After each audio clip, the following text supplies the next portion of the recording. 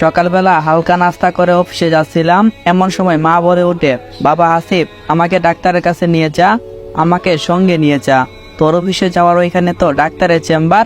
আমি বললাম আচ্ছা ঠিক আছে মা। এরপরে মাকে নিয়ে যাচ্ছিলাম সেই রাস্তা দিয়েই যেখানে মেঘা রয়েছে। বেশ কিছু দূর যাওয়ার পরে দেখতে পেলাম সেখানে অনেক মানুষ ভিড় করে দাঁড়িয়ে আছে। সেই দিকে লক্ষ্য না করে মাকে নিয়ে যেই না তাড়াহুড়া করে চলে আসব, এমন সময় মা বলে উঠলো, বাবা ওইখানে কি হয়েছে, এত মানুষ ওইখানে? আমি বললাম জানি না মা। মা বলল চল না গিয়ে একটু দেখে আসি কাহিনী কি। আমি বললাম আরে মা, ওইসব দেখার সময় নেই, তোমাকে তো আবার ডাক্তার দেখাতে হবে। মা বলল এমন রাগ হচ্ছিস কেন, চল না একটু। আমি বললাম মা থাক, মায়ের উপরে বেশি কথা বলা যাবে না, কি আর করার। মায়ের কথা মতো ওইখানে গেলাম, গিয়ে দেখি কালকে রাতে সেই মহিলাটাও মেঘার পাশে বসে আছে। মা জিজ্ঞাসা করলো কি হয়েছে এখানে। মহিলাটি সুন্দরভাবে উত্তর দিল, আপনার সন্তান এই মেয়েকে দর্শন করেছে। মা বলল এই মেয়ে কি বলে এসব, আমার সন্তান সম্পর্কে না জেনে আজে বাজে কোনো মন্তব্য করবে না। মহিলাটি বলল বাহ, সত্যি কথা বললাম, এখানে খারাপ মন্তব্য কি হলো শুনি।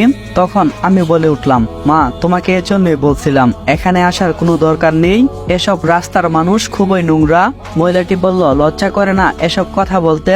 আমি বললাম লজ্জা কেন করবে, আমি তো মিথ্যা বলিনি, আমি তো সত্যি বলছি। আচ্ছা তোমাদের এই রাস্তার মানুষদের খেয়ে দিয়ে কোনো কাজ নেই, বর্ধ সমাজের মানুষের পিছে লেগে থাকো শুধু। আমার কথা শুনে মেঘা বলে উঠে, দেখো হাসিব, আমি তোমাকে অনেক সুযোগ দিয়েছি, 10 মাস দেখছি, কিন্তু আমার কাছে একটি বারের জন্য এসে বলো নাই মেঘা আমার ভুল হয়েছে। মেঘার কথায় মা অনেক রেগে যায় আর বলে, এই মেয়ে মুখ সামলে কথা বলবে, আর একটা বাজে কথা বললে থাপ্পড় দেব। আমি উঠে বললাম মা চলো এখান থেকে।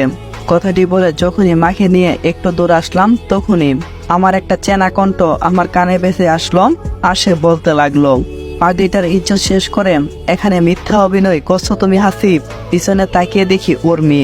আমি বললাম আরে উর্মি তুমি এখানে? উর্মি বলল তোমার মুখে আমার নাম কখনো নেবে না। আমি বললাম প্লিজ আমাকে বিশ্বাস করো, আমি তেমন কোনো কিছু করি নাই। উর্মি বলল তোমাকে বিশ্বাস করব আমি, সেটা কখনোই না, আল্লাহ জানে তোমার সাথে আমার বিয়ে হলে কি হতো।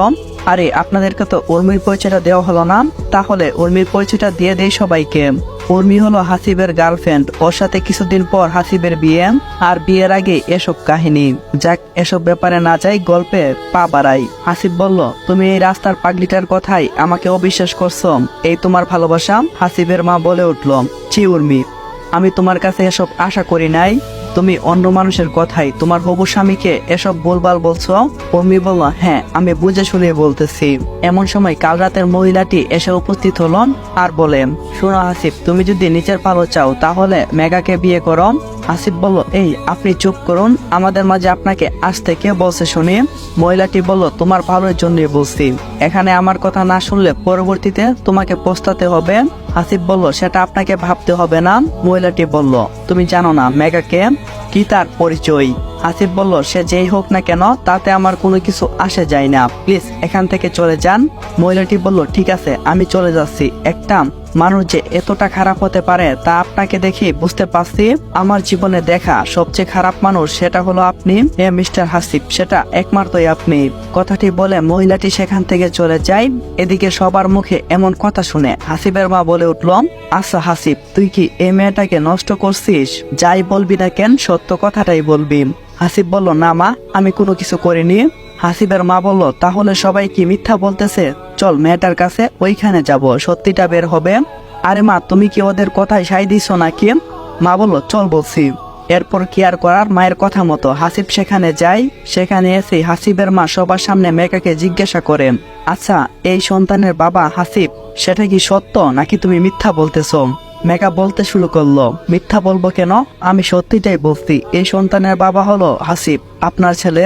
আর অভিশপ্ত একটা রাত, যদি এই অভিশপ্ত রাতটা আমার জীবনে না আসতো তাহলে আমাকে এই পাপ নিয়ে রাস্তায় বসে থাকতে হতো না। তখন হাসিবের মা বলতে লাগলো, তাহলে সেই রাতে কি হয়েছিল, আমাকে সবকিছু খুলে বলো। তখন মেঘা বলতে শুরু করলো,